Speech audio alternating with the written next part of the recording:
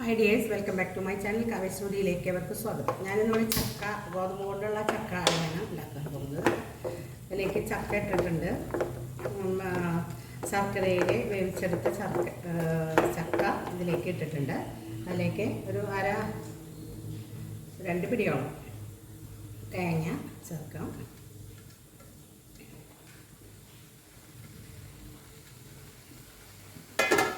രണ്ടച്ച് ബെല്ലം ഒന്ന് ഇതിൽ ഇളക്കി യോജിപ്പിക്കാം. ഏലക്കായ ഇതിൽ ഇട്ടിട്ട് ചേർത്തിട്ടുണ്ട്, പിന്നെ ഏലക്കായ ചേർക്കുന്നില്ല, ചക്കയിൽ ചേർത്തിട്ടുണ്ട് വരട്ടി വെച്ചതിൽ. നിങ്ങൾ ചേർക്കുമ്പോൾ 2 ഏലക്കായ ചേർത്തിടുക കേട്ടോ.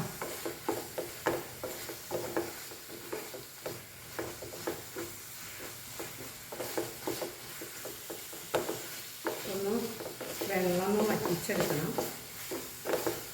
നേരത്തെ ചക്ക വേവിച്ച് വെച്ചതാണ്. ശർക്കരയിൽ ആവശ്യത്തിനെടുത്ത് നമുക്ക് ചക്ക അട ഉണ്ടാക്കാം. ഇതിപ്പോൾ ഗോതമ്പ് കൊണ്ടാണ് ഞാൻ ചക്കര ഉണ്ടാക്കുന്നത്.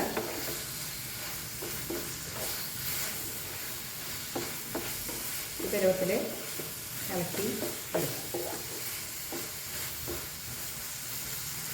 തീ ഓഫ് ചെയ്യാം.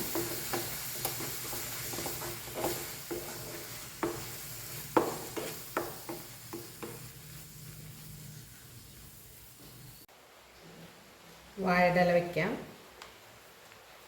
ഇത് പച്ച ഗോതമ്പ് പൊടിയാണ്. അതിൽ കുറച്ച് വെളിച്ചെണ്ണയും ഉപ്പും കുറച്ച് പച്ചവെള്ളം ഒഴിച്ച് നന്നായി ഇതേ ലൂസിൽ ഇളക്കിയെടുത്തതാണ്. അത്ര ലൂസ് വേണം കേട്ടോ. അത് ഇതിലേക്ക് ഇറക്കാം.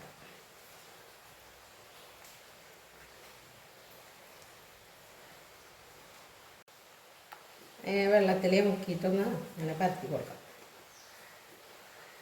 വളരെ നൈസായിട്ട് വേണം ഇത് പരത്താൻ.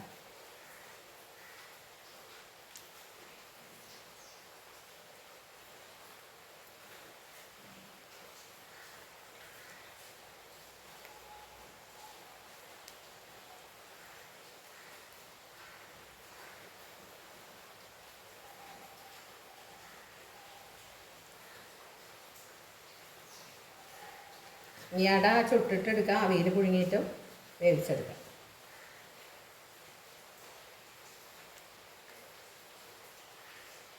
ഇതേപോലെ പരത്ത് ചക്കയും നാളികേരം കൂടിയിട്ട് വിളയിച്ച് വെച്ചത് ഇതിലേക്ക് ഇടാം.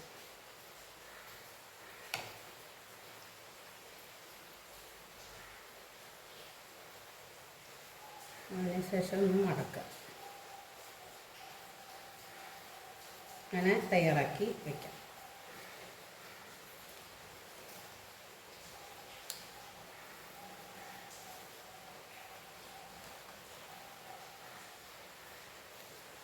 ഇടയ്ക്കൊന്ന് വെള്ളത്തിൽ ഒന്ന് മുക്കി ആക്കിയാൽ കയ്യിൽ ഒട്ടി പിടിക്കില്ല.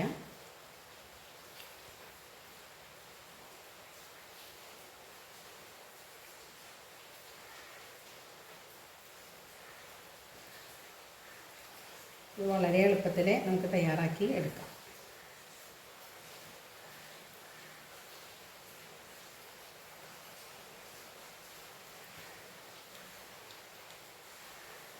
ഇല കിട്ടാത്തവരാണെങ്കിൽ ഇതിങ്ങനെ പരത്തി ഒത്തിരി തിക്നെസ്സിൽ പരത്തിയിട്ട് നാളികേരം ഇട്ടിട്ട് മടക്കി ചുട്ടെടുക്കും.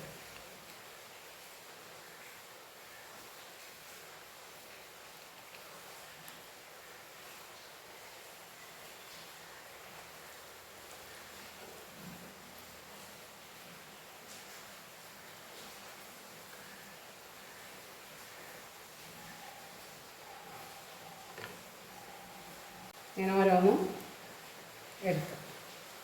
ഉണ്ടാക്കിയെടുക്കാം കേട്ടോ.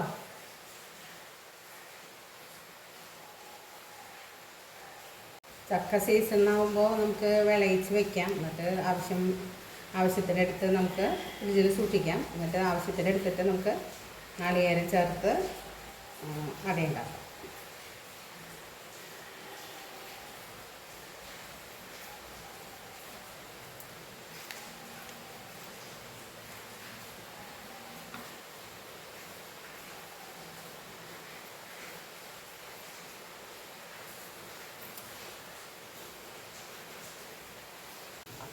വെള്ളം കുറച്ച് ഒഴിച്ച് തിളപ്പിക്കാൻ വെച്ചിട്ടുണ്ട്. അതിലേക്ക് തട്ടി വെച്ചിട്ട് ഈ ഒരടയും ഇതിലേക്ക് നിരത്തി വയ്ക്കും.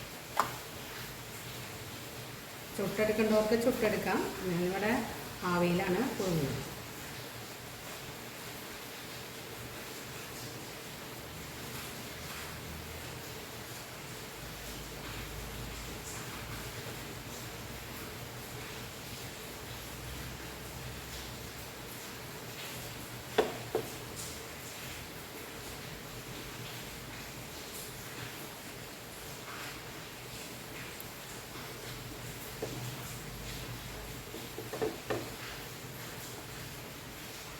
മൂടി ഒരു 15 മിനിറ്റോളം വേവിക്കാം. ആവിയിൽ പുഴുങ്ങിയെടുക്കാം. ഇങ്ങനെ അട പുഴുങ്ങിയെടുക്കാം. ഇതെല്ലാവരും ട്രൈ ചെയ്ത് നോക്കുക. എല്ലാവർക്കും ഇഷ്ടപ്പെടും. Thank you.